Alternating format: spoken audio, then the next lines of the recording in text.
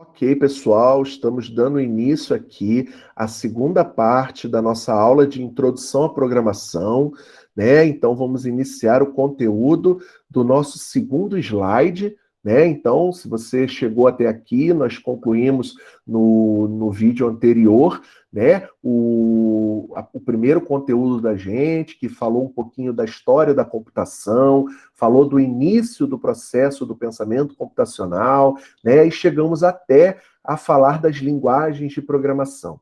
Né? A partir desse momento, nós vamos aprofundar um pouco mais os conhecimentos dentro dessas áreas. Né? Então, nós vamos falar um pouquinho da linguagem de programação que vai ser o foco do nosso curso. Então, as soluções que nós daremos aos problemas vai ser em cima de uma linguagem de computação que é chamada de Python.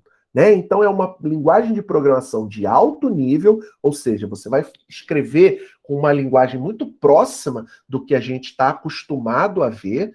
Ela é interpretada, ela é considerada imperativa, ou seja, ela coloca prioridades para o seu computador, orientada a objetos, funcional, de tipagem dinâmica e forte. Nós vamos falar sobre tudo isso durante o nosso curso. Né? Então, ela foi uma linguagem criada em 91, ou seja, uma linguagem extremamente nova, né, pelo Guido van Huysman. Esse carinha criou uma linguagem, né, para suceder na cabeça dele as linguagens que a gente chama de linguagens ABC. Né, porque as linguagens ABC, né, que surgiram há muito tempo atrás, que eram linguagens, na maioria das vezes, compiladas, né? Então a gente usa até hoje muito uma linguagem chamada C, né? C, C++, já tem a linguagem D, né? E assim por diante, tem a linguagem ADA, né? Que vem lá do A. Então, assim, o objetivo dele era, poxa, essas linguagens são muito pesadas. Eu quero uma linguagem mais fácil, uma linguagem mais tranquila de ser usada por qualquer pessoa. Eu quero implementar os conceitos do pensamento computacional, né? Então ele estava acostumado com aquelas linguagens pesadas, que eram estruturadas para o ensino de programação, né? Então ele buscou uma coisa que fosse mais assim fácil de se estruturar e organizar o aprendizado, né? E mais do que isso, ele criou uma linguagem que fosse livre, ou seja,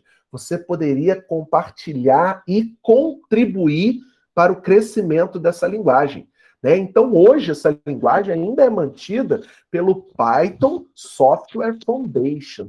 É uma fundação, né, que mantém o código da linguagem Python em constante evolução e contribuições da comunidade que a utiliza, né, e mantendo ela livre para uso pelos alunos, professores. Então vamos ver algumas características que são importantes da linguagem Python. Bom, como eu já disse, é uma linguagem interpretada. Então, de cara, a gente já sabe que existe um interpretador que vai ser usado junto com ela. Né? A gente não faz uma pré-declaração de variáveis. Isso vai ficar mais claro para vocês na aula 3, que a gente vai tratar de algoritmos de solução. E nos algoritmos de solução, a gente vai ver que quando a gente vai fazer a decomposição de um problema, a gente procura usar variáveis para a solução não diria só solução, mas para armazenamento de coisas que vão servir para a nossa solução.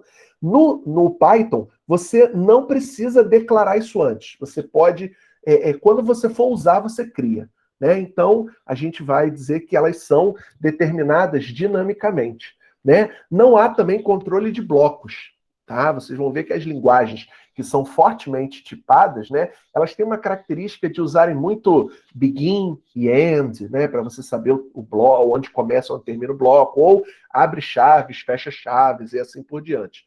Né? Ela oferece tipos de dados, né, assim, estruturas de dados de altíssimo nível, né? Strings, listas, tuplas, dicionários. A gente vai falar sobre todos esses tipos de dados ao longo do curso, né? E mais do que isso, ele é orientado a objeto. Orientado a objeto é uma técnica de programação que, junto com a linguagem, ela facilita muito um conceito de baixo acoplamento e alta coesão, né? Então você escreve códigos pequenos que têm muita coesão, né? E que não são tão dependentes de outros códigos, né? Então ele consegue por si só resolver a maioria dos problemas e quando ele precisa, ele chama um outro código. Então ele tem baixo acoplamento com outros códigos, né?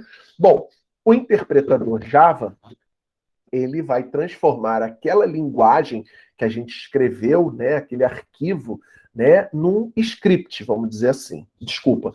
Aquele script que a gente escreveu num programa que o computador entenda, né? E esse programa ele vai rodar numa máquina, digamos, intermediária, que a gente chama de virtual machine, uma máquina virtual que está ligada a esse interpretador.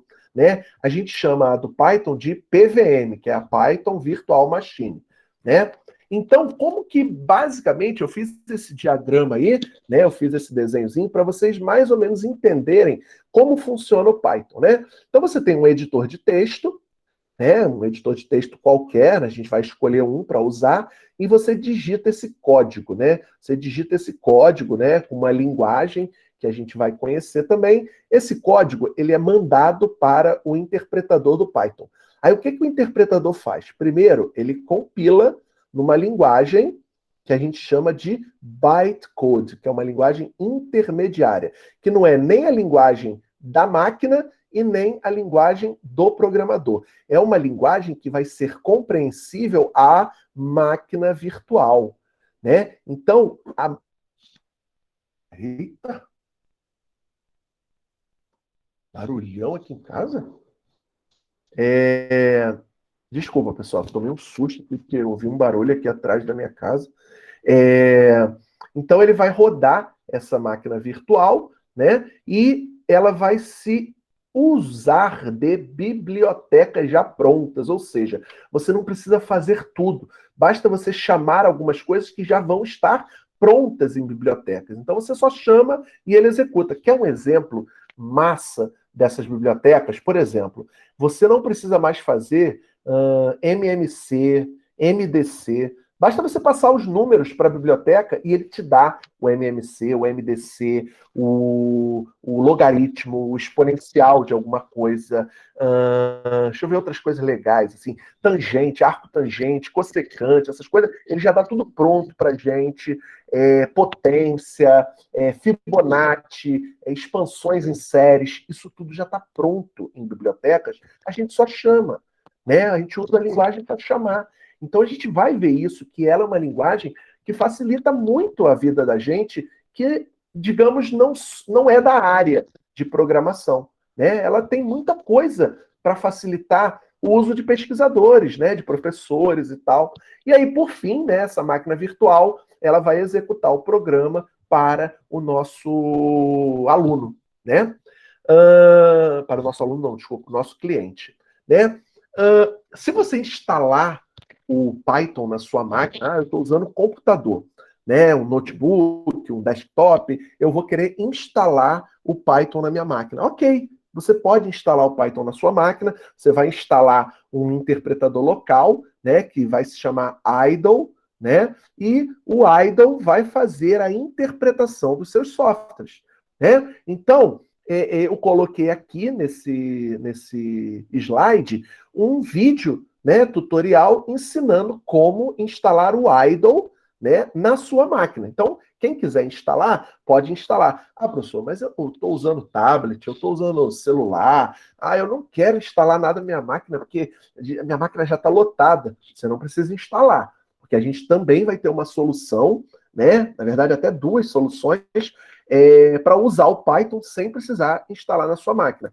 A primeira solução, aqui também é uma página, né, ensinando a instalar o Python, né, no Windows, e esse interpretador foi o que eu usei com os alunos no semestre passado, né, que se chama Replit, né? É um interpretador muito legalzinho, é um site, né, que você escreve os programas em Python e ele te dá a resposta.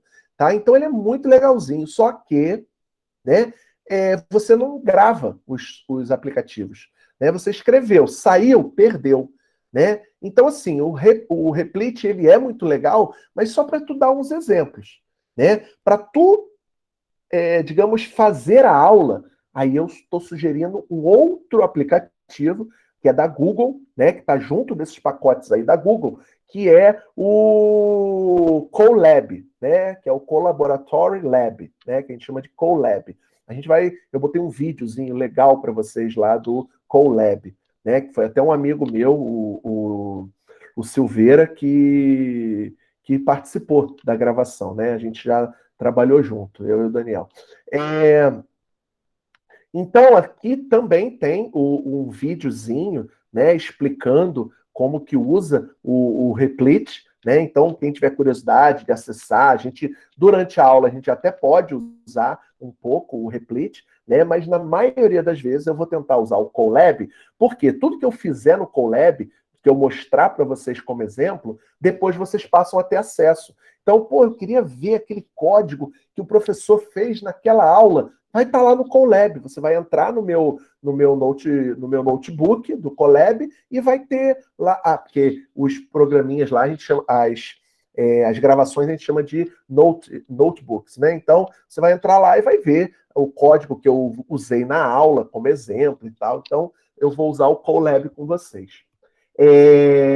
Então aqui também tem um arquivinho, né, de como funciona o Replit, né? E chegamos ao final desse encontro da aula 2. A gente ainda tem mais dois encontros para concluir, né? Mas eu vou também, como eu fiz na primeira aula, eu vou abrir para perguntas, né? E eu vou comentar um pouquinho mais sobre esse Colab, né? Que eu falei para vocês, tá? Então eu vou fechar aqui a apresentação, né? E vou dizer para vocês que lá na semana 2, né? No material da semana 2, eu postei 2 vídeos, né? Para vocês do uso do Colab. Tem o link, né, que está vinculado à conta de vocês do Google. Então, todo mundo que está usando uma conta do Google aqui no Classroom, né, ou no Meeting, vocês também vão ter o Colab lá disponível para vocês com muita tranquilidade. Então, vocês vão clicar ali e ele de antemão já vai abrir para vocês um notebookzinho para vocês utilizarem, né? Então, vocês podem criar também um novo notebook para vocês e tal, para ficar limpinho, né? Porque o primeiro que ele abre lá é o que tem as explicações, né, de primeiros passos e tal. Você pode fechar esse e criar um novo, né? Clicando lá em arquivo, novo notebook, né? Então, vocês vão poder usar. Então, tem esses vídeos mostrando, assim, da forma mais básica possível como construir os primeiros exemplos com Python. Lembrando que, até o momento, eu ainda não ensinei nenhum código de Python. Eu só apresentei nessa segunda aula a linguagem. Então, eu disse para vocês o que é o Python, o que a gente vai ver ao longo do curso de Python, mas o Python mesmo como linguagem, a gente vai aprender só na quarta aula.